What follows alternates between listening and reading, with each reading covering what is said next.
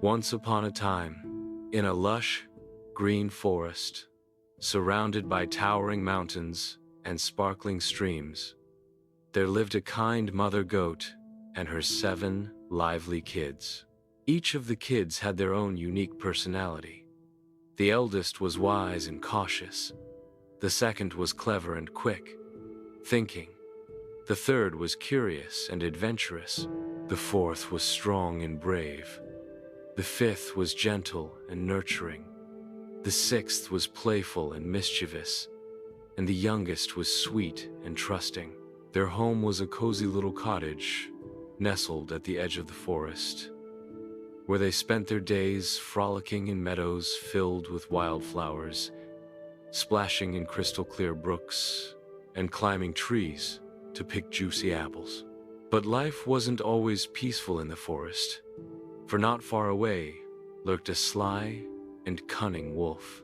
This wolf had sharp teeth that gleamed like daggers, piercing yellow eyes, and a voice as rough as gravel. He was always on the prowl, looking for his next meal. One sunny morning, Mother Goat decided it was time to gather fresh hay from the nearby fields to prepare a delicious supper for her family. Before leaving, she gathered her 7 children around her and gave them a stern warning. "My dearest ones," she said, her voice firm but loving, "while I am gone, you must stay inside and keep the door locked. Do not open it for a nyan, not even mian, unless you are absolutely sure it is truly your mother. The wolf might try to trick you with his lies. Remember this. My voice is soft and kind, and my paws are white and clean." The kids nodded solemnly, promising to be careful. "Don't worry, Mama," said the eldest kid. "We'll take care of each other and keep the house safe." Satisfied, Mother Goat kissed each of her children on the forehead and set off toward the fields. No sooner had she disappeared over the hill than the wolf appeared at their doorstep. He had been hiding in the shadows, listening intently to Mother Goat's warning. Now, he thought he saw his chance. With a wicked grin, he knocked loudly on the door and growled in his roughest voice, "Open up, my dear little ones. It's your mother, and I've brought you some sweet treats." Inside the cottage, the 7 kids froze. The youngest, whose heart was easily swayed, ran to the door. "Mama's back already!" he exclaimed excitedly. But the second oldest kid, who was naturally cautious, stopped him. "Wait," she whispered. "That doesn't sound like Mama." Her voice is soft and warm, not so harsh and gruff. Curious but wary, the kids peeked through the keyhole. There, standing outside, was a large creature with black paws and glowing yellow eyes.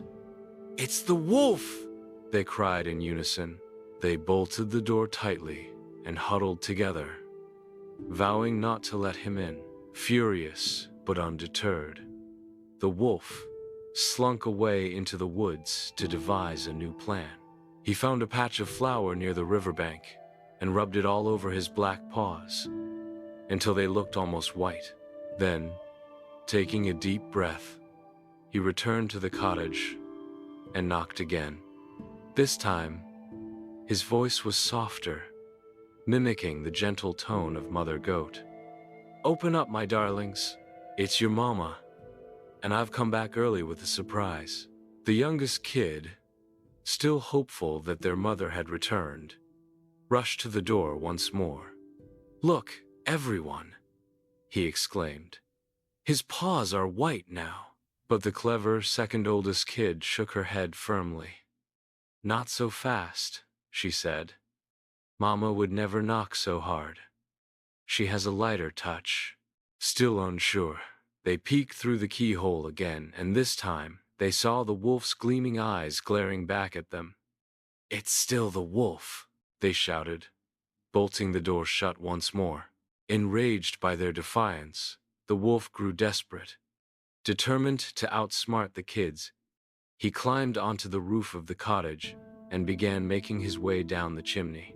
As he descended, smoke billowed up from the hearth below, filling the air with thick, choking fumes. The wolf coughed and sneezed violently, struggling to squeeze himself through the narrow passage. Below, the kids heard the commotion above and realized what was happening. "Quick!" cried the strongest of the kids. "Grab the pot of boiling water we were heating for tea." Together, they carefully carried the steaming pot to the fireplace. Just as the wolf tumbled down the chimney with a loud thud, they poured the scalding water over him. With a yelp of pain, the wolf leapt to his feet and bolted out of the house, fleeing into the woods with his tail between his legs. When Mother Goat finally returned later that evening, she found her brave children waiting for her, their faces glowing with pride.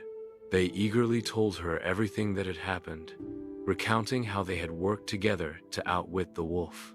Though she scolded them gently for being too trusting at times, she also praised them for their cleverness and courage. "You are all such wonderful children," she said, hugging them tightly. "I am so proud of you." From that day forward, the 7 young kids became famous throughout the forest as the bravest goats anyone had ever known. And as for the wolf, well, he learned his lesson. Never underestimate the intelligence and bravery of even the smallest creatures. After that day, he never dared to bother the goats again. And so, the family of goats lived happily ever after, safe and sound in their little cottage in the woods. The end.